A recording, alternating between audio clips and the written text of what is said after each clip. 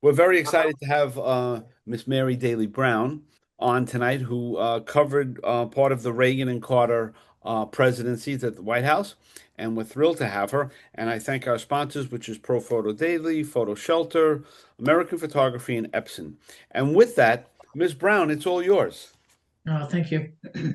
Well, I understand this podcast is mostly about White House photographers. I'm going to share my early experiences and then move into a little bit about what I've been doing since then, Great. which is most of my life. Because I actually well, I started out in photography. My dad had a camera. I grew up on a small dairy farm in Illinois, and really fairly poor. And but my dad had a camera from the war, and he Was he a I photographer? no, he just got a camera when he was in Germany and he brought it home with him. And it wasn't a Leica, but it was a good camera. And he taught me how to use it. And I would take pictures with it, not very often because it was pretty expensive to take pictures back then. You had to buy the film and have it developed and then pay for the printing of everything.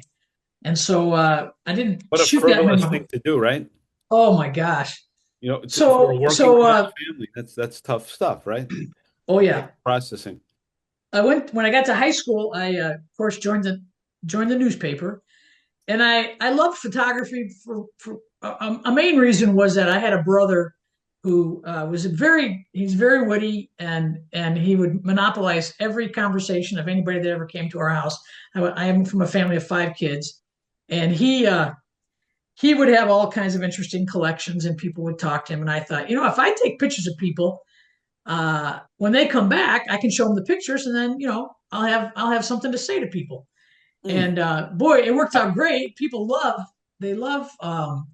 pictures. They love pictures of themselves, and so it worked out great. And I actually really enjoyed photographing things, and I loved capturing things. I knew that I wanted to remember my life through photographs, Right? and so documentary photography became a very important part of my life, and it's just a part of me to document my life, and what goes on around me and things like that. So I ended up going in high school. You'll see in a minute we'll start showing these pictures, but I Gerald Ford came to town on a campaign, and I was probably a junior in high school or something like that, and I went to the event. I don't know how I got there. I got there, and I went right up to the front where he was giving a speech on a big platform. I went right up to the front of the platform and took pictures of him. And when I got back, my teacher was like, "How in the world did you get these pictures?" I said, "I just walked up to the front, took the pictures," and then they couldn't believe it. And I thought, well, it's not hard at all, and it just a lot of it is just confidence and go and do it, and it was really fun for me. Wow. So basically, went to Share your college. screen. So share your screen Oh, okay. I went to college, and let me see where's that screen share again? in the middle on the bottom. In the middle, there it is. Yeah. Okay. And share. Yeah. So these are the pictures to it. Mm. Okay. It was just old black and white, and so I just went up and pretty close. I probably this Yeah. is probably with a 50 millimeter lens, and I and there you can see the press in the back. Oh my gosh, that's a guy I actually worked with. I didn't ever realize that till just now. This guy right here, Jack Keitlinger. I actually worked with him a couple years later. And Uh, there's somebody else there with you could see the moving picture right magazine here, on his right there. shoulder. Yep, yeah, this guy right there. Yeah, Yeah. that's how it was, man. That stuff was it was very heavy to carry all that stuff. Yeah. So any of Um, the politicians do we know, are they like local Michigan folks? I don't know. I'm too young. I mean, I Yeah, yeah, that's yeah, this is over 50 years ago, I think. yeah, yeah. So it's probably I get the sun coming in my face here now. So anyway, that was kind of that day. I got a couple of shots of it, I think there. Oh, there he is again. Yeah. I don't know who these guys are. I wasn't very political actually. I was just more interested in the pictures. So anyway, I ended up going to college and majored in photography, and so and uh, and I saw a guy had pictures from the White House, and I asked him how he got them, and he said that he just his dad knew a senator, and he got the job as an intern. And I said, well, who can apply? And he said, anybody. And I said, oh, well, I'm going to apply. So I applied, and honestly, I think it was kind of miraculous. I got the job. I didn't have any political pull. I really did believe that God wanted me to have that job, and so it's the only thing I applied for. I got it, and went to the White House. And this is a picture I took on the. This And was how Air old are you, Force. Mary? I'm At that now time? 60. I'm now No, no, no, 60. no, no. At that Oh, time. oh, I was fresh out of college. I was 21.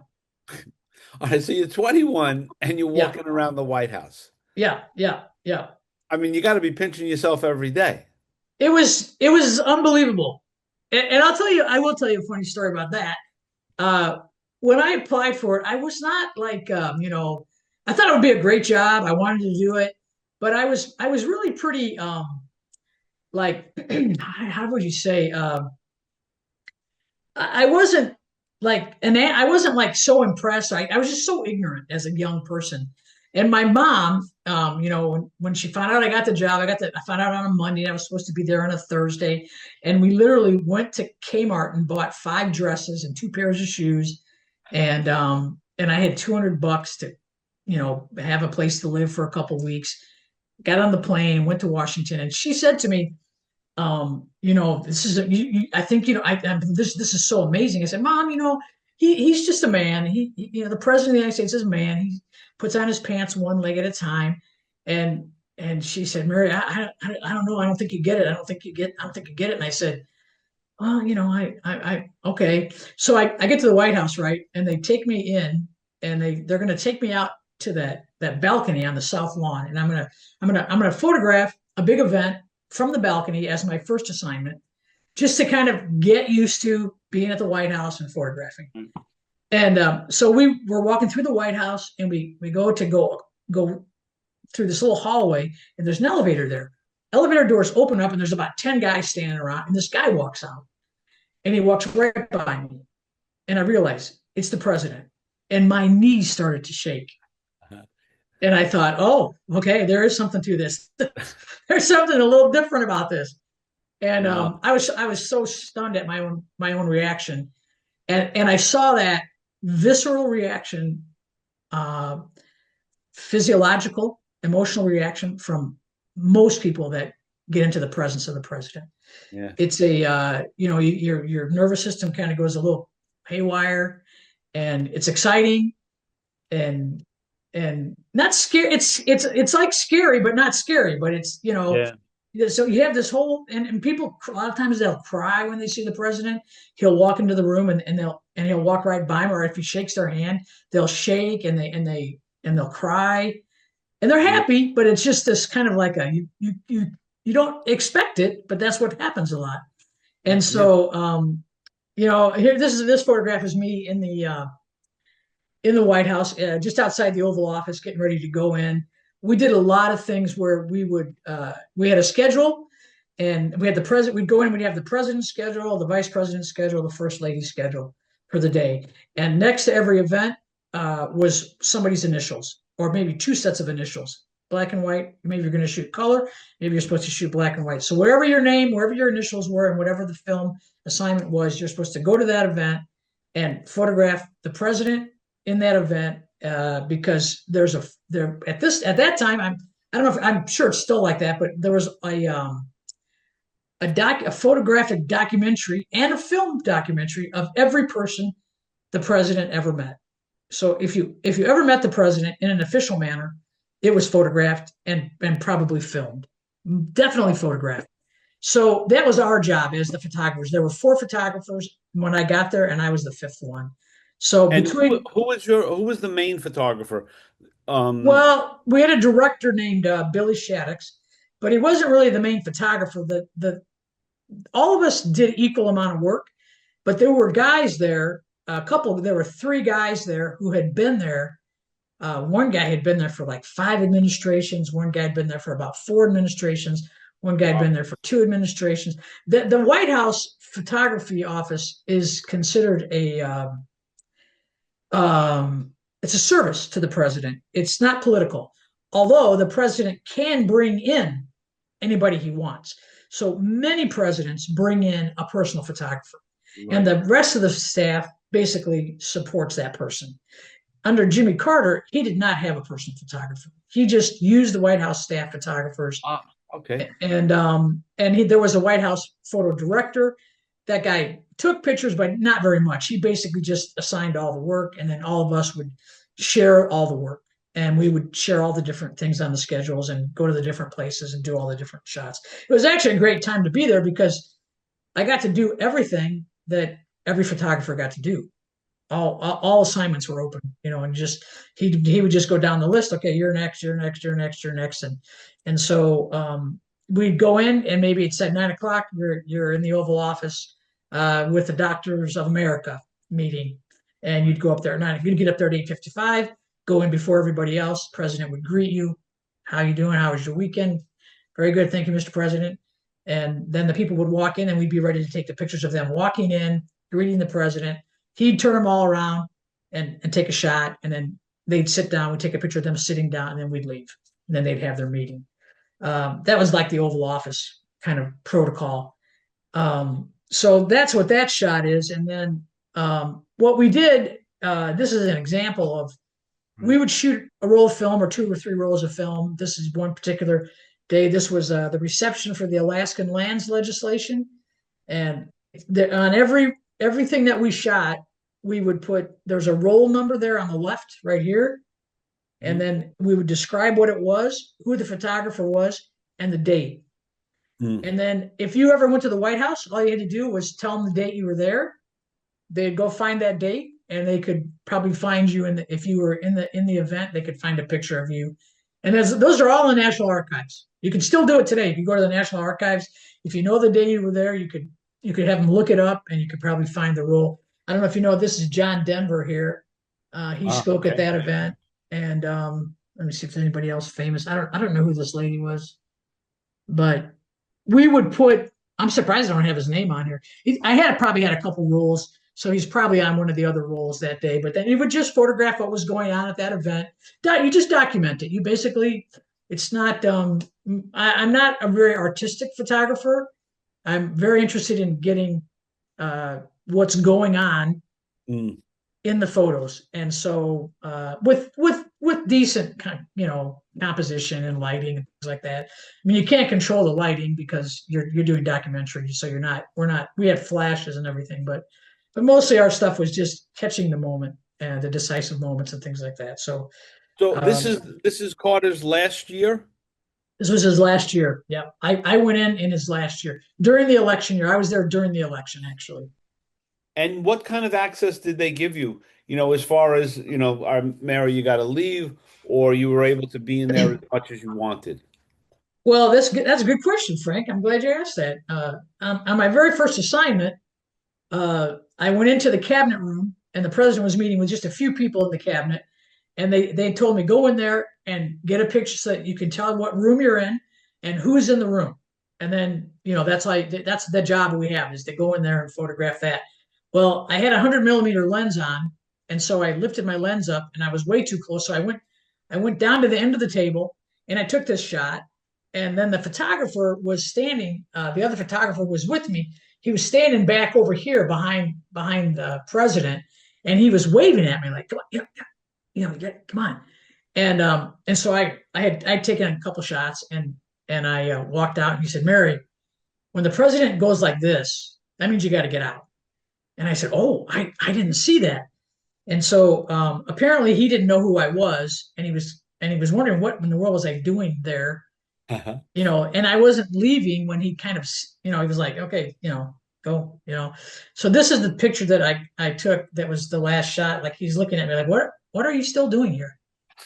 And the photographer's behind him going, "No, come on, get out." And so I got out. You And only then made that mistake once, huh, I only Mary? made that one once. That was a one-time mistake. Yeah. So most of the stuff we did, like this is, a lot of things like bill signings. Um, a lot of the stuff is pretty canned. A lot of grip and grins. This is the president, the Marine One lands on the South Lawn, so the president leaves, usually comes and goes with using this helicopter, and that way he doesn't stop all the traffic in Washington D.C. And so this was a typical thing. A couple times a week when he'd leave the White House, he was probably coming home on this one, gets off the helicopter and he waves everybody. Now, what's cool about it, this is where basically I was probably standing, and this is the right behind me is the White House, and that's about where I would have been standing to take that shot. So you asked about the access I had. You see back here is the press pool. They're behind a pole. But you see this little pass right here? That's Yep. a White House pass, and I actually could go anywhere in the White House, not the private residence, but anywhere, any public area of the White House, I was allowed. I had clearance to go to. So when it was my time to go out and do the shot, um, I could just get out there whenever I wanted, as long as the president, hadn't already, I had to be out there before him. But the press corps, they unfortunately were, we used to call them the herd because they would let them out to do these kind of pictures, and they would have to run to their spot, and so they always wanted to get to the front of the line, so they would run down the halls, and they literally sounded like a herd of cattle. And but we didn't have to do that. We could just we could be anywhere. It was pretty nice. It was actually awesome. And one And of so the that was best, that's yeah, that's UPI and AP. That's all those Time photographers. Magazine, Yep. U.S. News and World Report, Right. CBS, NBC. That's the press. That's the press pool right Right. there Okay. behind there. And they did not have freedom to move around the White House. They had certain places they could go, and they'd set them up so they could get shots. But it was, I could I could have walked all I could have walked in front of them. And actually, one of my first nights there, the president and the first lady were going around visiting. It was a congressional picnic, and I think a lot of states or every state had a booth with food at it, and or many states did. And so the president and the first lady were going around. They were tasting the food, and and I didn't know what I was doing. I'm going. We were with the press corps. I was with two other photographers at the White House. They were kind of helping me, okay, just follow us.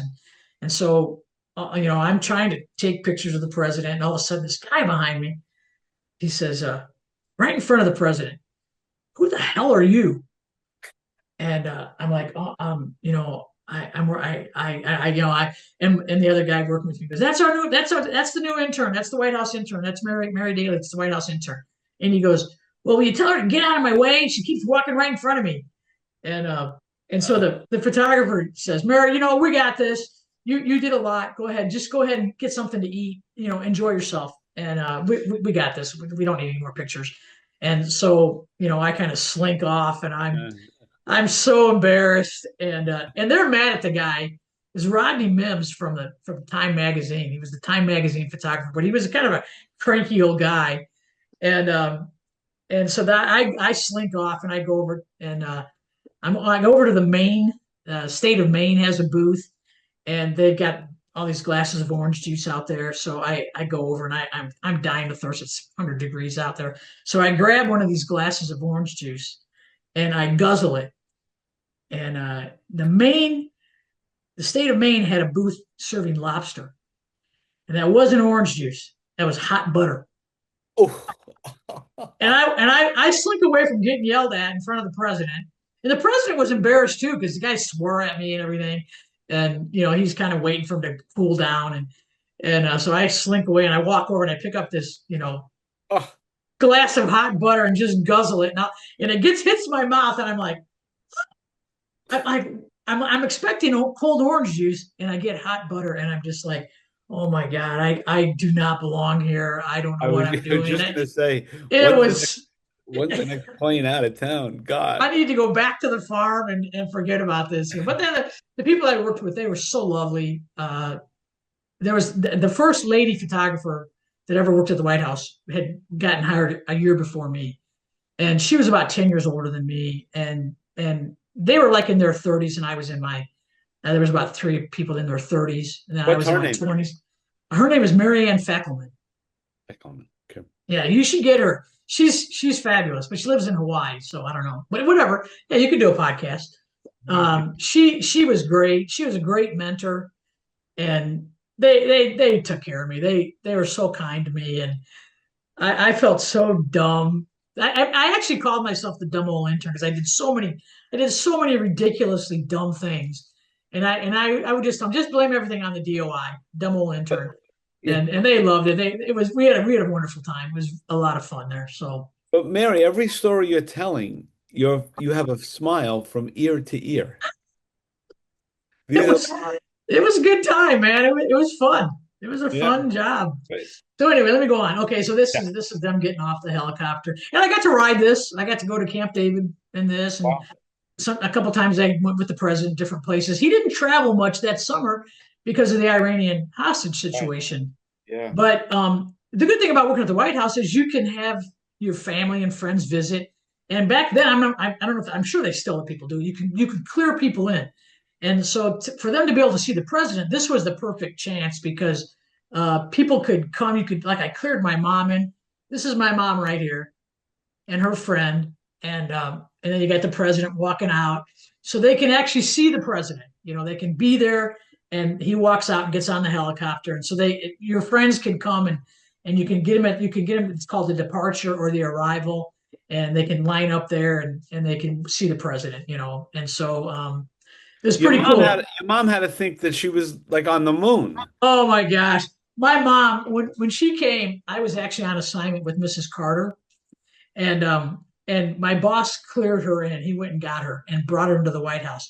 And Mrs. Carter, we had to finish up some things, but she was walking through the White House when he was bringing my mom in. And so when they kind of encountered each other, and he said, Mrs. Carter, this is Mary Daly's mom. And Mrs. Carter said, well, Mary Daly's mom must have a name of her own. And my mom just went, and I don't know what, she couldn't remember her own name. And then Mrs. Carter shook her hand and shook her hand. And when I got into the office, then they came into the office and I came back to the office. And my mom was standing there. She goes, I just shook Mrs. Carter's hand. It was pretty great. It was really fun. That's really wonderful. Wow. Yeah, I mean, we were not wealthy people at Yeah. all.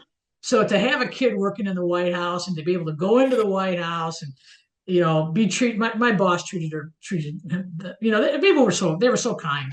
It was a really kind time. The Yeah. president and Mrs. Carter were exceedingly kind people, and the culture was kind at the White House. So it was a neat thing.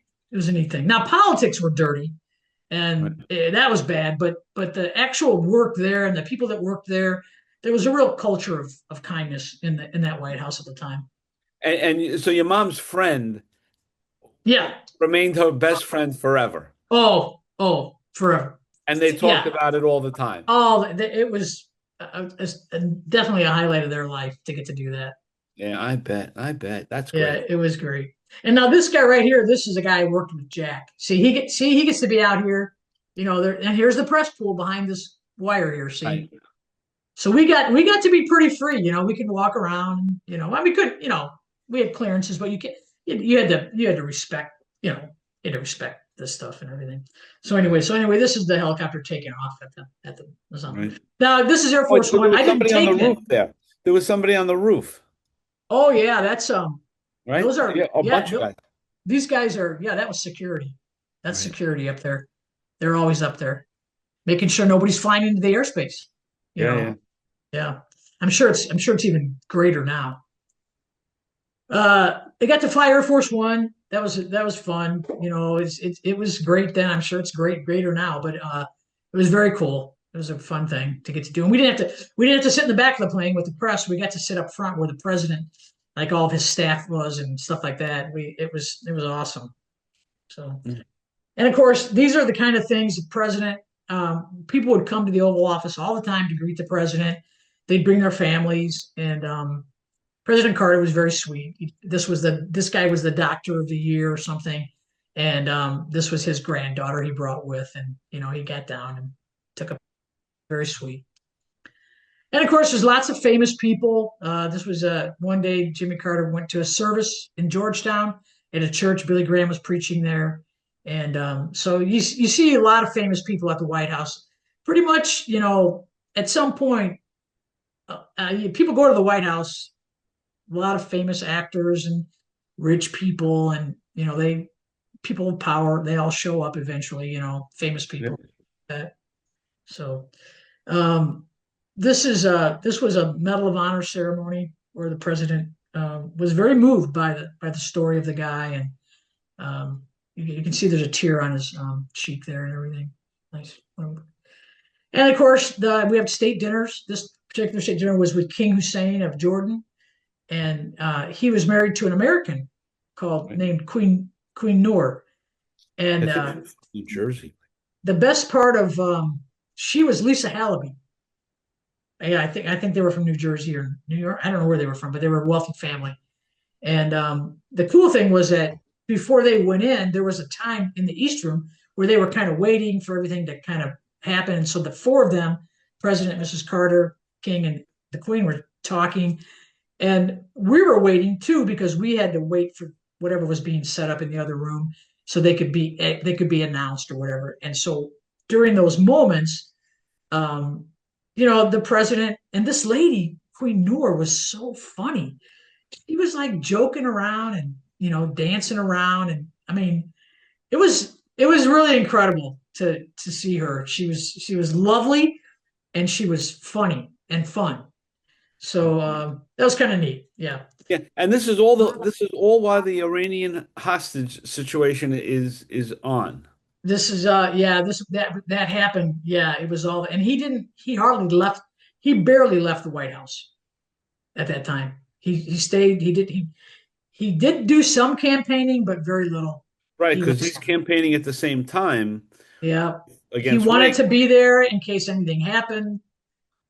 He was very diligent person. Now, this is a guy that would get up at 5:30 in the morning, and he'd go to bed about 9:30 at night. Wow. And when we'd go in for the first meeting of the day, 8 o'clock or so, he would have been in the office for a while. He would be laying down his Spanish Bible. He learned Spanish by reading the Bible every morning, and he'd have like a morning devotion, and then we'd come in for the first meetings, and he was a real gentleman. He he, Yeah. he was very high, and his wife were just such high class, kind people, and really smart. A Yeah. really smart guy. That's the state dinner, and of course we photographed the first lady quite a bit. Anything that she did that was official was photographed too. So this is her giving a speech to some it looks like the NAACP or something like that, and she You, she you was know, lovely. it's interesting, Mary. You could see the similarities with your upbringing and their upbringing, being Yeah, being farmers from Georgia, right? I mean, yeah, it's yeah, very, very similar. yeah. It was a great time to be at the White House, to be honest. Now I will say this, it was during the energy crisis, Right. and the president was asking the country to sacrifice, and he would turn every other light in the White House was off. The water in the bathrooms to wash your hands was all cold. He didn't just ask everybody else to suffer. He set an example, and we all, I never looked knew on that that. example. Yeah, yeah. He didn't. He lowered the temperature of the White House. He didn't ask people to do stuff that he wasn't willing to do himself. Right. Just some other pictures of her, and oh, that's me right there. I was photographing her. This was some event. I think it was the Christmas tree event or something like that. And one of the fun jobs I got to do was on July 4th. I got to photograph the fireworks behind the White House, and then I got to go up. I was up in the top of the Washington Monument, and I got Wow. to photograph all the fireworks that were. It went on for a long time. Yeah. We're going down the mall and then over the White House. It was cool. And then just whatever was going on. This was some kind of a picnic. He really liked picnics.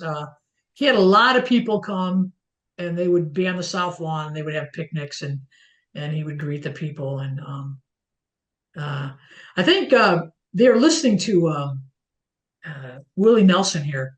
Willie Nelson came in. He was playing that day, and just hanging out on the south lawn. Now, another fun thing was before events start, like I was sharing before, how they, before they go into an event, they're standing outside waiting, outside the room, waiting to be announced. And President Carter was very affectionate to Mrs. Carter. He was really demonstrably affectionate to her. And if she would show up in the middle of the afternoon or late afternoon for a meeting, he hadn't seen her all day, he would jump up and give her a kiss and hug her and say, "I missed you," and she'd say, "Oh, Jimmy," and but he was very affectionate to her, and this is the kind of thing they would do before they'd go into a meeting, and then they'd get announced and they'd walk in and yeah. So this was the East Room. It doesn't exist anymore. I'm pretty sure that was torn down. Um, and they're gonna this is the room that wasn't big enough, I guess, for a ballroom, and so that room is gone now. But that was some kind of a press conference or something, because all these people up here, this is all the press up Yeah. here. You recognize some of those faces. Yeah, yeah. So if you're old enough, you do. Yeah. And of course, again, famous people there. Uh, Liz Taylor. I remember I was actually back on the back. I was up on the a riser with the press, and I had a long lens for this particular. I was getting set up to take that shot, and I just happened to pan over and realize, oh, that's Elizabeth Taylor. And then she turned and she looked at the person behind her, and when she turned, that's what I saw in my camera. And I'm telling you, I've this has never happened again in my life, but it took her beauty took my breath away. I could not believe how beautiful that woman was. And I was more stunned than I would never have believed that I would have that reaction. But her physical beauty and her presence was so powerful. I mean, she's a pretty actress and everything, but I'm telling you, in real life, there Yeah. was just something about her that was so captivating, so much so that I literally went and I took that picture, and it was she was gorgeous, and she was overweight. It didn't matter. It was something about her, the way she smiled and her eyes just Radiating. radiated. That's a great way to say it. Yeah. And by now you've gotten your footing. Yeah, yeah, yeah. It didn't take too long. I mean, I did a lot of I made a lot of great mistakes. One day we went down. I was riding in the limo. President was going to go down to the Capitol and address a crowd on the mall at the Capitol. And so I was in the car behind the president, which was really cool because nobody knew which car he was in. And so everyone's waving at, the cars, and I'm just waving back at people. And I was having a great time. And people are like, oh, even they're freaking out. And so we His get to car is the his car is called the Beast, right? I think so. Yeah. Yeah. Yeah. Yeah, it was. Yeah.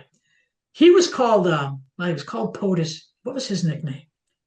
Oh man, I'd have to look it up. I can't remember right now. But they had nicknames for everybody. Oh well, maybe I'll think of it. Anyway, so we get there, and he's going to give this speech. So I'm looking at it, and I realize, wow, he's down and he's facing the mall like they do at the inauguration. And I'm like, oh, I could go to the top of the steps, and I could get a shot of him and the crowd that he's talking to. So I run up these steps, and I turn around and I go to take the picture, and he walks off the stage. And I'm like, whoa. And so I go running down the steps. And of course, he went to the car and they took off. And I think it's a 2 mile walk from the Capitol to the White House. And so it was about 100 degrees out. And I didn't know what to do. I started walking back to the White House. I had 3 cameras, 6 lenses, and 2 flashes. And I'm wearing not high heels, but I had heels on. And I walked 2 miles back to the White House. And I Mm. walked in, and the whole office is dead silent, which is unusual because when we're in the office, we're on break and we're having a good time and we're laughing and talking and joking. And our office was right next to the Secret Service. And between the two offices, there was some practical joke going on all the time, goofing around. That was break time. And I walk in and everybody's at the desk and no one's talking. And of course, I am a sweaty mess because I just walked 2 miles in the heat carrying all this stuff. And there was a family behind me. And this kid, I think they were from Tennessee or something. This kid goes, "Wow, Daddy, I bet she thinks she's a professional photographer." And I thought to myself, no, I'm just a dumb old intern.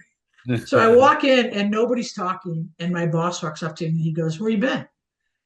And I said, "You know what? I went to the top of the steps and I turned around to take a picture of the president. And he just walked off the stage. And I tried to get down to the car, but by the time I got down the steps, they already took off." He goes, "Yeah, they don't usually wait for the photographers." And I said, "Yeah." I said, "Well, how'd you get back?" I said, I walked back." He goes, "You walked 2 miles back from the capital?" I said, "Yeah." And he goes, "For crying out loud, next time just call me and I'll send a limo for you." I said, "You will?" He said, "Of course. You don't have to walk 2 miles." So that's how I was. Yeah, they and got a lot, and then everybody just broke up laughing. They were dying.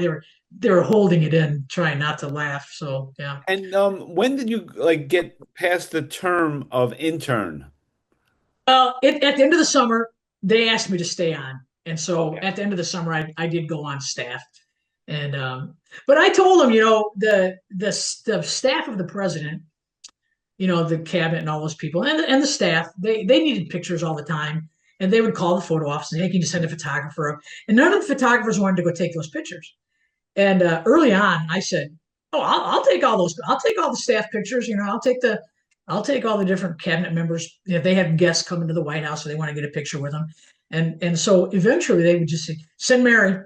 We need Mary." They didn't ask for photography, and I was all their personal photographer. It was really funny, and of course the photographers loved it because they didn't want to take those peon pictures. But I thought it was great. I got to meet all these really powerful people, and it was really fun. It was So a great. each night, I mean not each night, but like how often are you calling your parents?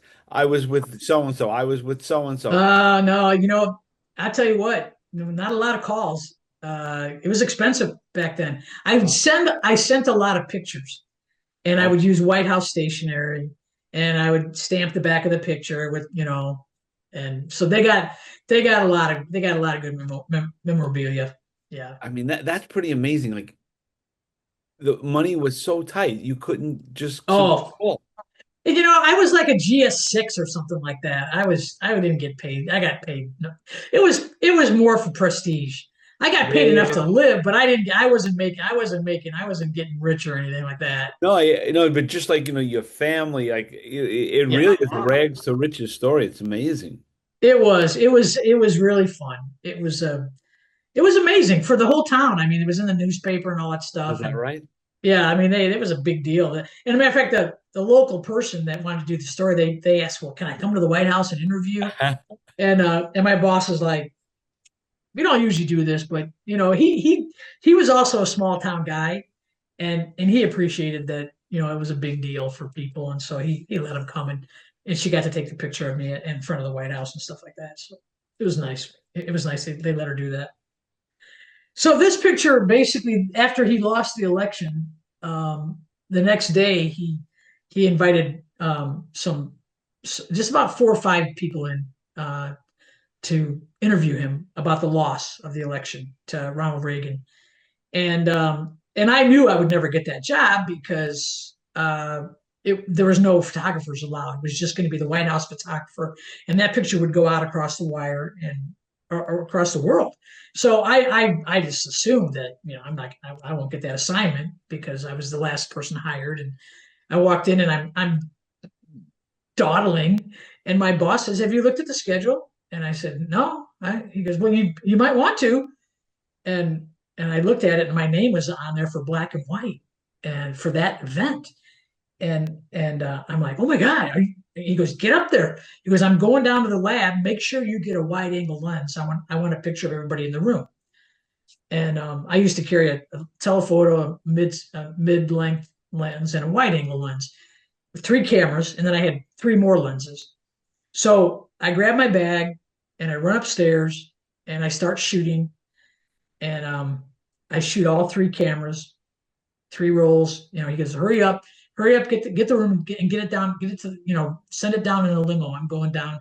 I want it down there right away. I want this to go on the wire before noon. It was like a 10 o'clock meeting. So I run up there. I shoot all three cameras. I go to unload. I'm unload the first camera. I unload the second, and I had changed lenses a little bit. Unload the second camera. Go to the third camera. Nothing's in it. I didn't have any film in the camera. First time, only time. Only time he asked me for a wide angle, he never asked me for anything. There's never any instruction. Just go shoot it. Wow.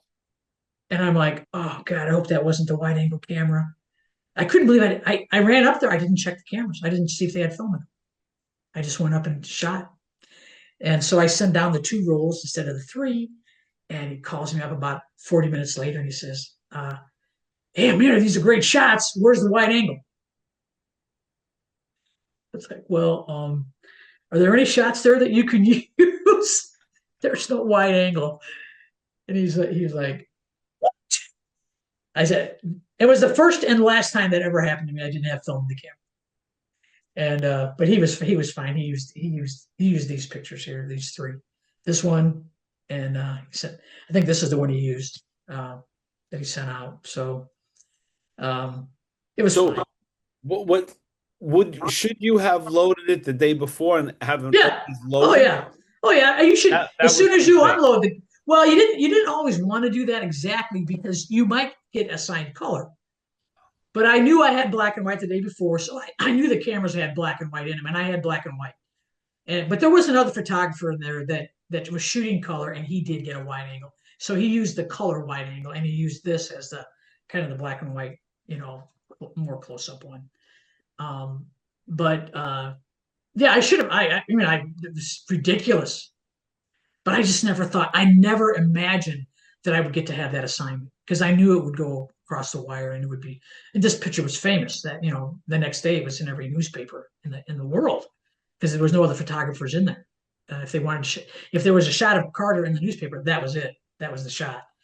And so, I mean, I just thought he would give it to somebody else. I didn't think he would ever give me that form of a job. So, but he was happy. He was fine. He had the Another color lesson photographer learned. had it. Yeah. So yeah.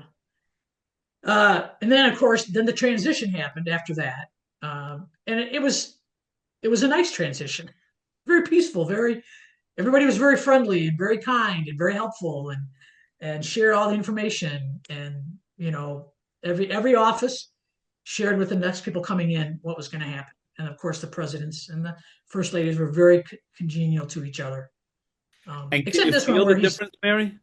oh my God, it's just I have so much respect for the office of the presidency, and I have actually um, I've actually admired every president.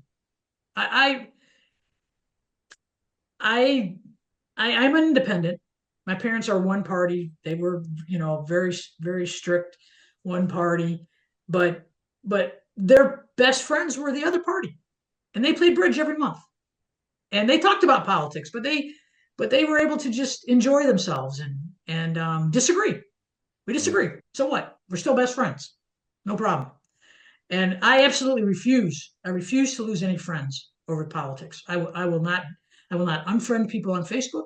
I don't comment on politics. I'd like to, but I don't want to lose any friends, and I refuse to do it. And I have such respect for the office of the president that I won't disparage the office of the presidency. Um, and I long for again to have people that we can be really proud of as our president. I'll just say it that way, I guess. And So at some point, because now you're going to cover Reagan. At some point, your family had to say, "Oh no, you have that party," because they no, were they didn't. No, you know what? It didn't. It wasn't. It really wasn't like that. Um, there's about 200 people at the White House that serve the president, no matter who he is, regardless of party. They stay. The butlers, the maids, the cooks, the photographers, the all kinds of support people that just stay through administrations. And that's how the photographers work. And so the photographers that I worked with had worked for this president and then the other party, then the other party, then the other president. And right. they just did their jobs and they respected the president. And there wasn't this. Maybe you didn't agree with them, but there Right. wasn't this total animosity Yeah, and this like we have now. division. I mean, I can respect people that don't agree with me. They're probably right. I'm probably wrong, but I'm not gonna, Yeah. it's and then the way In a these different guys time. acted toward each other, there was such professionalism Yeah. among the people that came in and the people that went out. It was, it was just, I mean, there's always politics, and it was dirty. I mean, I'm not going to say it. I was turned off to politics during that time. I didn't even vote in that election because I didn't think the country deserved Carter, and I didn't want him to have to suffer through another presidency. And I later lived in Europe, and I got pregnant, and somebody said, if you have your child in Europe, he might not be able to be president of the United States. I said, well, then I'm staying here till I have the baby. That's the last job I would ever wish upon even my worst enemy. It is a Yeah. horrible job. Half Mm, the country doesn't like what you're doing and criticizes you automatically. mm. And it's politics are there. It's bad, but and it was bad then too. There was a lot of it's yeah, it's bad. Yeah, it's tough. But the idea that the White House, it was there was a sanctity to it, and it was uh I mean, I didn't always agree with the people that were the president, but I respected them. Yeah, yeah, yeah. But Respected them. all of us are very much that way, I think. Back in the day, yeah. Yeah. And if the president came to town, it was a big deal. Whether he was with your party or not, it's still if he came to your town, it was a big deal. The president's here. It's the president of the United States. My God.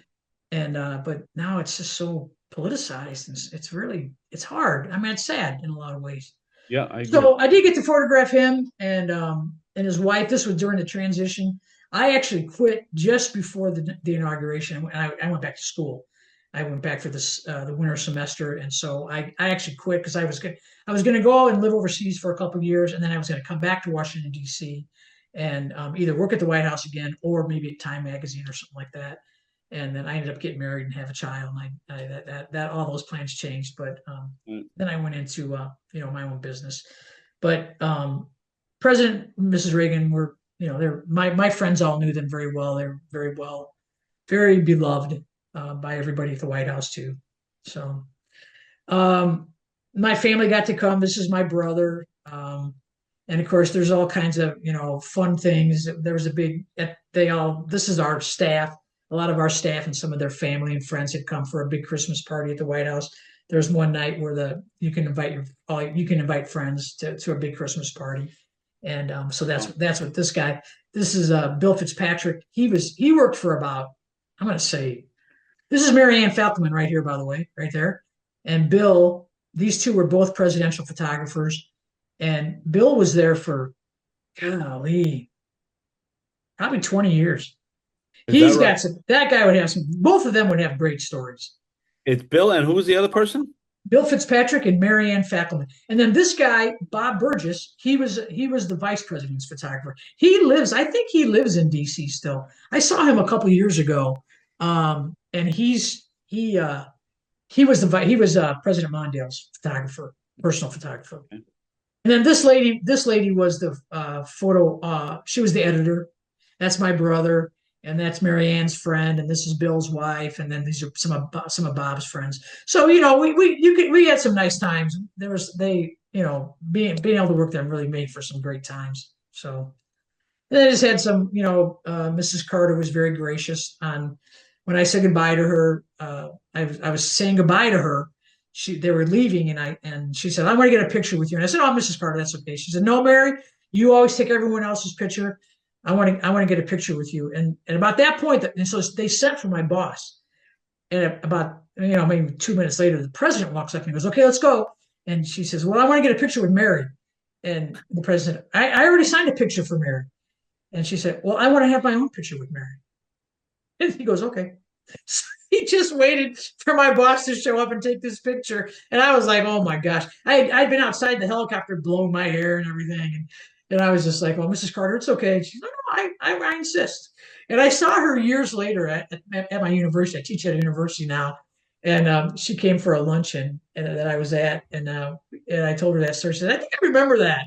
She goes, he it's okay for him to wait. It didn't hurt him. And of course, he gave everybody a picture when he left. And then for a while, I was taking pictures of presidents. I got Nixon. Uh, just one day, I was at the White House, and he was across the street, and I had taken my son, he was 3 years old, and I took him to a departure where President Reagan walked out, and I got him with President Reagan. And then we walked across the street, and there was a little group standing there, and our Vice President Quayle came out, and Richard Nixon followed behind him, and and I was like, wow, Richard Nixon. Now, Richard Nixon, you He know, left. That's in crazy. our Yeah. household, he was like really a bad guy. Yeah. Yeah. And he goes up to the microphone and he is addressing the crowd, and he was so witty, and he was so smart. And I told my husband, go take Alex, and my son Alex was 3 years old. Go stand behind the president. Go stand over there, and I'll get Alex and him and Nixon in a picture too. I should have put those in there. I didn't know I was going to tell that Yeah. story, but I got a picture with my son with Reagan waving to him as he turned around to wave goodbye. He was waving right at my son. And then in this picture, it's not here, but my son's like behind him in another picture. My son got a picture with two presidents in one day. There Well, you when go. he got done giving his remarks, just little remarks, he was saying what was going on or something like that. And people would ask a couple questions or whatever. And I thought it was so funny, and I was laughing at his jokes. And then he was walking to his car. He was in a limo, and so I was walking ahead of him, and I was kind of photographing him because I knew how to do that. I could do that. And so he was getting in the car, and I was about maybe 7 or 8 feet away from him, and he was just ready to get in, and he turned and he walked over to me, and he shook my hand, and he said, "Have a nice day, young lady." And I said, "Well, thank you, Mr. President. You too." And then he just got in the car. And So I thought, my gosh, these guys, they're so villainized yeah, by all the of them. press. When and really he was really delightful. I learned a lot that day. Actually, I was like, you know what? He's just a guy. Like I Yeah. told my mom, he's just a guy putting his pants on one leg at a time. There you go.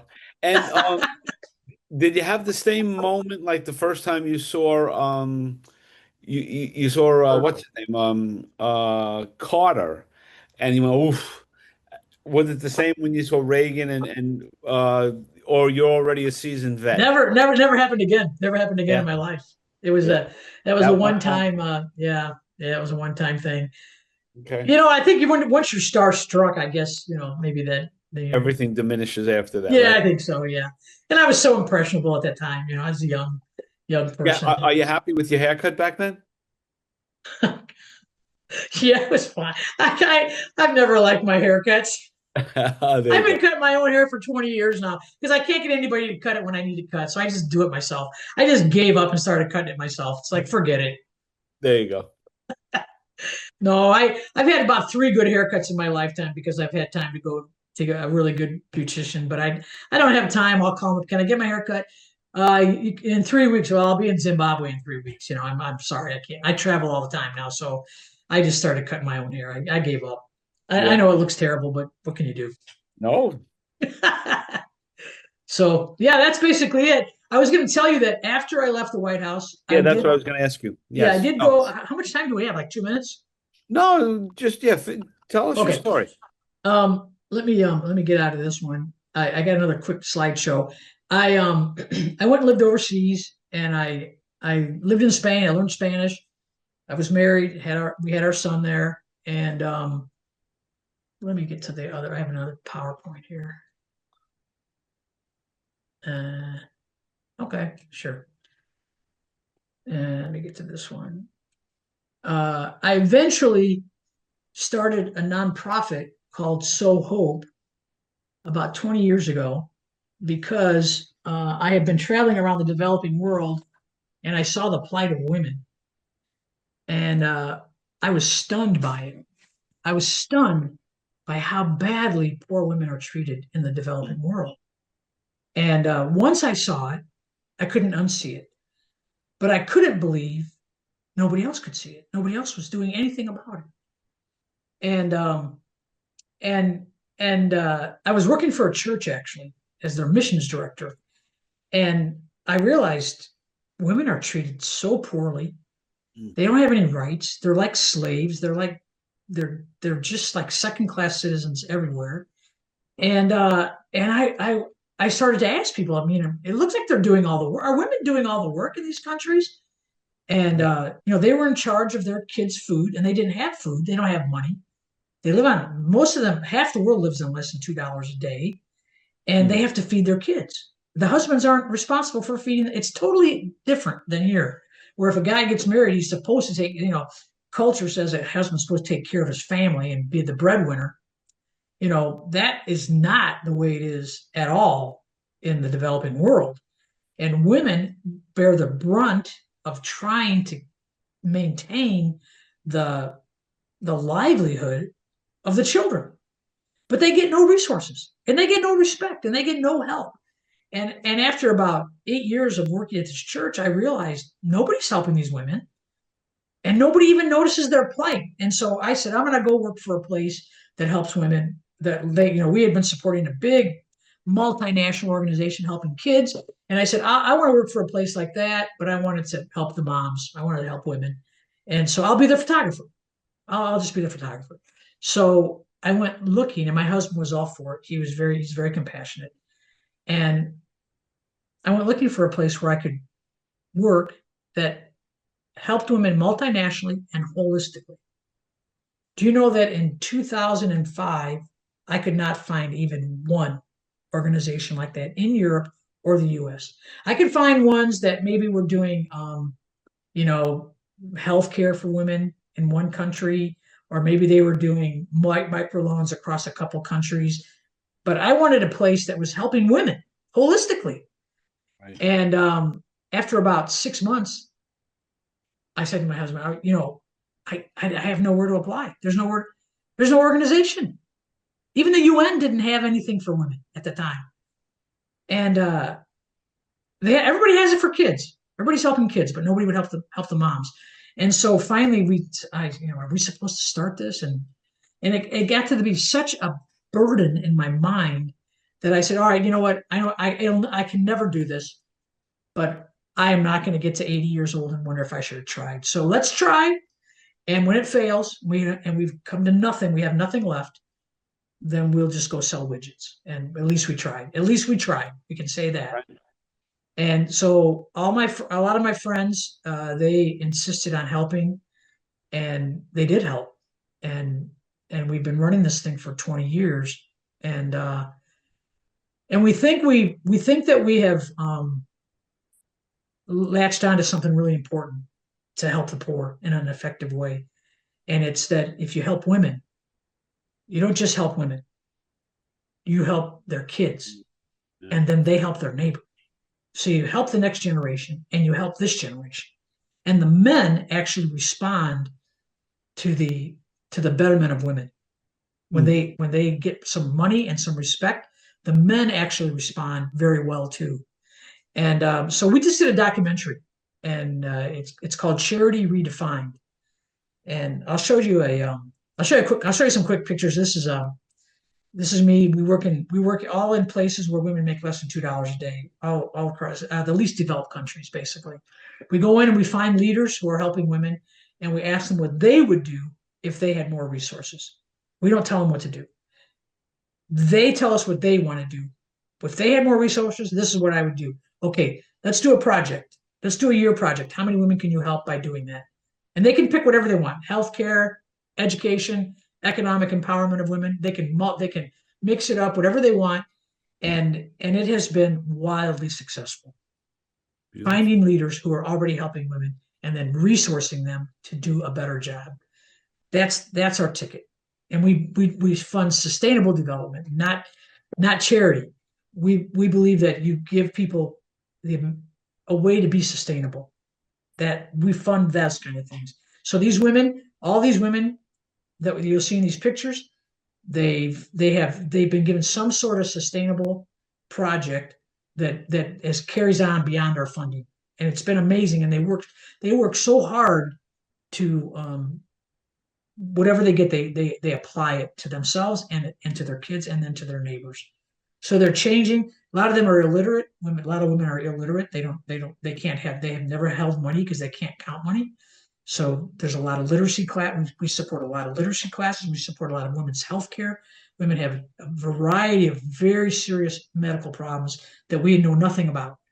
Um, and so we fund a lot of different kinds of surgeries and procedures to help undo some of these maternal health care problems. This is a microfinance group in Bangladesh where all these women have had microloans and their level of living, the economy is goes way up when women are given money and able to run businesses and coach on how to do it. Almost all of our projects involve some kind of education for the women, which is also a sustainable component. This is just a beautiful picture I took in Bangladesh. This is a typical little girl. This is the life of a little girl is to carry their siblings and to go get the water, to get the wood. They start very young. They also this girl could actually be married. That's what goes on a lot in these countries. Yep. Women get up early in the morning to go work the fields. They have to grow their own food so they can feed their families. Um, they have to get all the water. They have to go collect water. Women in Africa walk on average of 6 miles a day to just collect the water they need. Um, this is another microfinance group in Bangladesh, very well run. We do a lot of micro enterprise, where a lot of animal husbandry, small animals, where women can have small farms and chickens and eggs and pigs and cows and greatly increase their income, pay their kids school fees. First thing they do is pay their kids school fees. It's remarkable what women will do when they get some Nice. money. A Beautiful. lot of training on vocational training, sewing. So this is our. I'm gonna pull up the I'll pull up the website Charity Redefined. This is supposed to be a hyperlink. Let's see if it is. Hmm. Yeah, that's what I thought. Let me see if I can get it on somewhere else here. Um, it's just a So 2 minute. It's a 2 minute. It's just a 2 minute trailer that kind of shows. But the thing is that we had a guy that edited this film. Now I've been filming. I've been photographing and filming for 30 years, and we wanted to tell the story of what we did. And when this editor, a film editor, found out the trove that I had, he all but volunteered to do it. It took him 3 years to make this film. And we've had some friends from Hollywood that told us that we really need to get it to we really need to get it to like the main film festival or get it on Netflix because they said it's really good. And the reason is because it's a documentary that actually has B-roll that tells the story because I've been filming and I've been saving and I'm a documentary photographer. So so he had this incredible 180 hours of film. That's good film to be able to tell the story. And he went through it all and archived it all. And I'm gonna pull this up here. Oop, I gotta put it in right though. Redefined.com. And I'll throw on the trailer for you real quick. Um, this is the website. And it's not done yet. We're still doing test screenings and making just very slight changes, but it's pretty much done. But this is I'll show you a quick.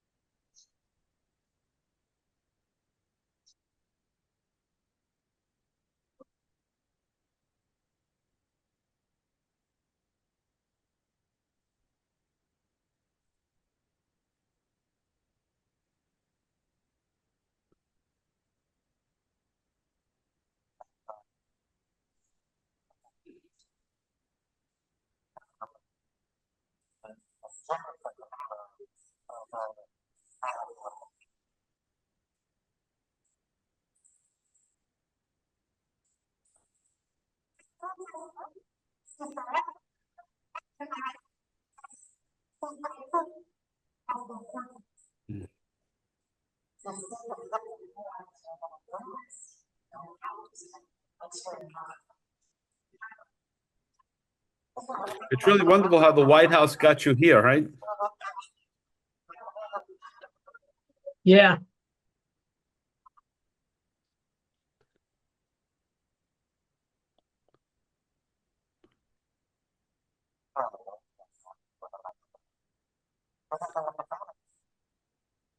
We didn't hear the sound so well, Mary. Yeah, it's over. It's almost done. Yeah.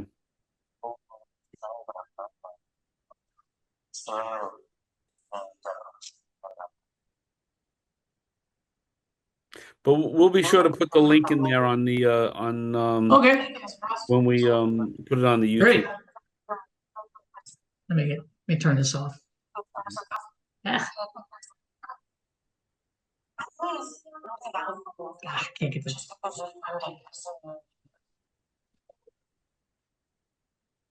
That's it. Okay. Sorry. Beautiful.